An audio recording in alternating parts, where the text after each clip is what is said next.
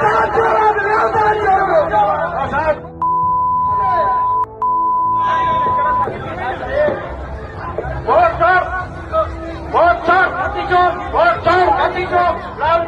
जिंदाबाद, राहुल प्रियंका जिंदाबाद,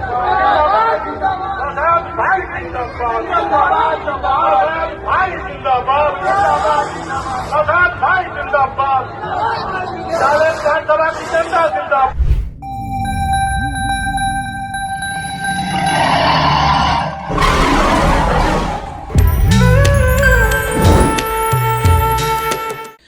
नमस्कार मित्रों, उदय इंडिया डिजिटल में आप सबका बहुत बहुत स्वागत है। मैं हूं दीपक कुमार रथ। आज इंडिया थिंग्स में कुछ ऐसे बातें आपके सामने रखना चाहता हूं जो बातें मन में कष्ट देता है, क्योंकि मैं बात बिहार की करता हूं। मित्रों, जब बात बिहार की होती है तो भारत में हर कोई सोचता है कि ऐसा धरती है, ज्ञान और मोक्ष की धरती है बिहार, जहां पर नालंदा विश्वविद्यालय था इतना बड़ा। आज वो खैर रिवाइव हुआ है, लेकिन बिहार को लोग जाना जाता है। बिहार की जनता की सरलता, वहां के लोगों की पहचान है, उनके व्यवहार, उनकी संस्कृति। ये जीता जागता इतना बढ़िया सुंदर प्रदेश है, और आज राजनीति के कारण उस ज्ञान की धरती को, मोक्ष की धरती को ये राजनीतिक लोगों ने कितने गंदा बना दिया। धरती तो गंदा नहीं बनता है, इन लोगों के कारनामे से आखिर बिहार बदनाम हो रहा है। बिहार ऐसा नहीं है। बिहार की संस्कृति, बिहार के लोग इतने कर्मठ है, आप किधर भी जाए वहां पर आपको एक अच्छा व्यक्ति बिहार का जरूर मिलेगा। लेकिन मित्रों, बिहार की चुनाव आने वाला है, और उस चुनाव के कारण आजकल जैसे खबरें आ रहे हैं असेंबली इलेक्शंस के लिए, ऐसे खबरें कभी कभी मन को बेचैन करता है। बेचैन करने वाली है वो खबर।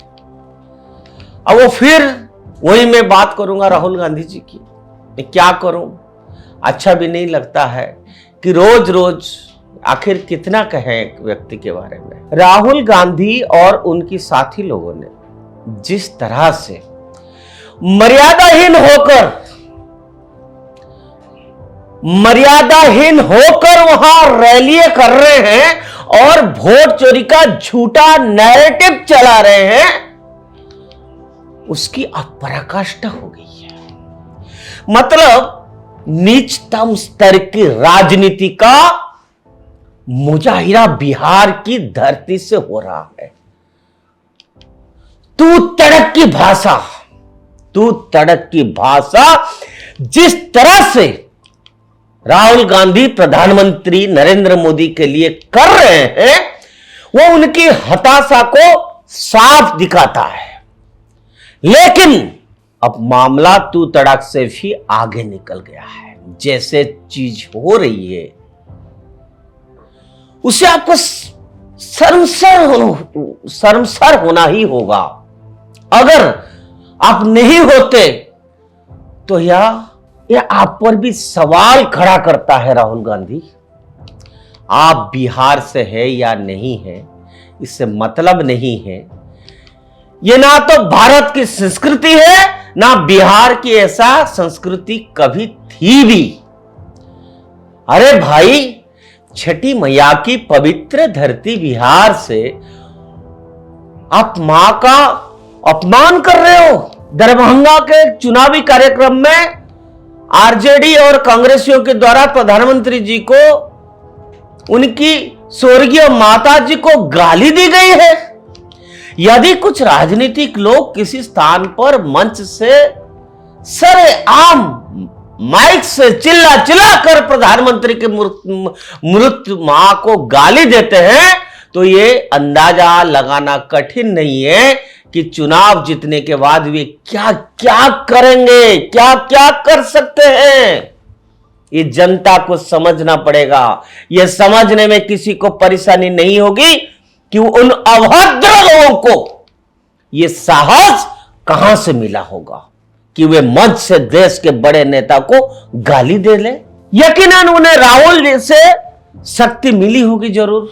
आजकल जैसे भाषा वो बोल रहे हैं उससे बस एक कदम आगे खड़े हो गए उनके समर्थक। और अब पुलिस ने गिरफ्तार तो कर लिया है समर्थकों को, और कांग्रेसी उसकी बयानों से भी किनारा अपने आप को कर रहे हैं। लेकिन सवाल यहां उस मानसिकता पर है जो इस तरह के कृत्य को मौन समर्थन देते हैं। आरजेडी के सुधाकर सिंह तो कह रहे हैं कि यह भाजपा ही करवा रही है अपने लोगों को ऐसे रैलियों में भेजकर। बताइए, अब सोचिए, ऐसे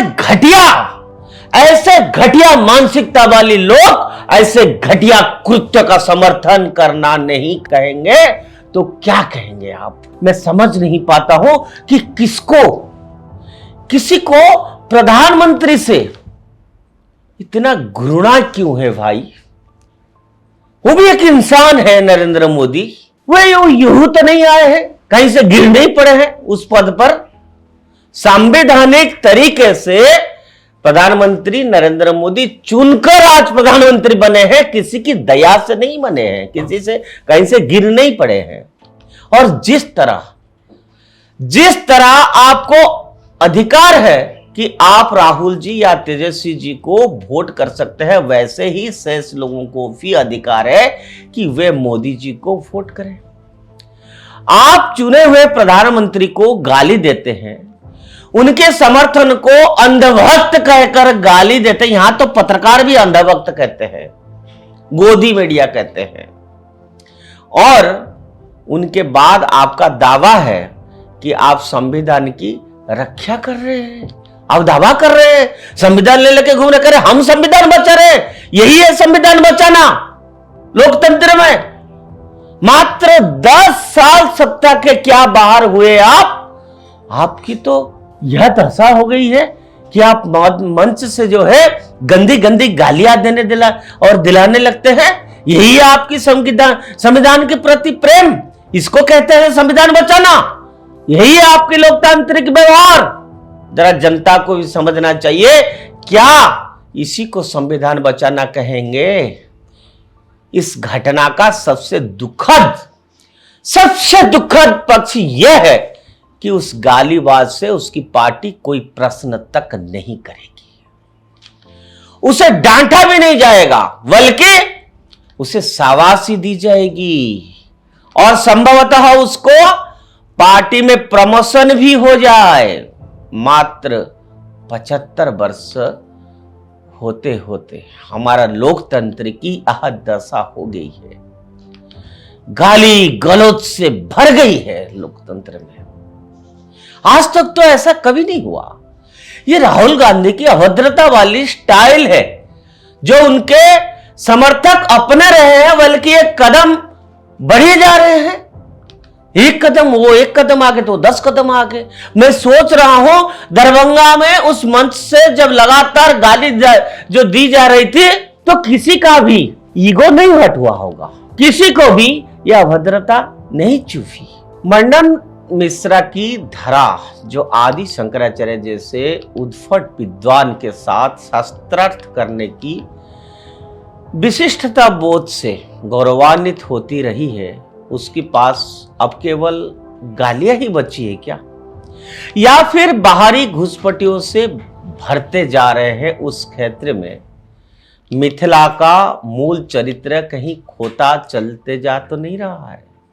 जो भी हो रहा है ये दुखद है, भयावह है। बाकी क्रिया पर प्रसन्न होने वाला प्रतिक्रिया आपको भी दुख देगी, इसलिए क्रिया पर भी दुख होइए। जो हुआ है वह बहुत बुरा है, समझ से परे है।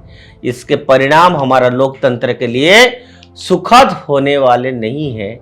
अभी तो पटना में ईंट पत्थर ही चल रहे हैं, आगे आगे देखिए होना क्या है।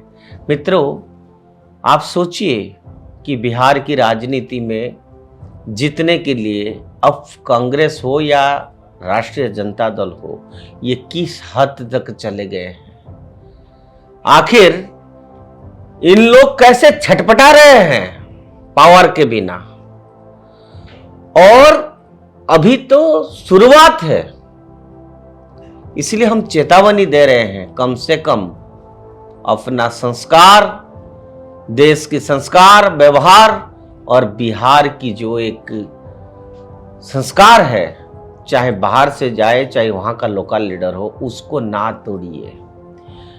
आप राजनीति करिए, बिहार को बदनाम मत करिए। उदय इंडिया की तरफ से हमको यही कहना है। आज के लिए इतना। उदय इंडिया से जुड़े रहिए, उदय इंडिया सब्सक्राइब करिए। भारत माता की जय। जय बिहार।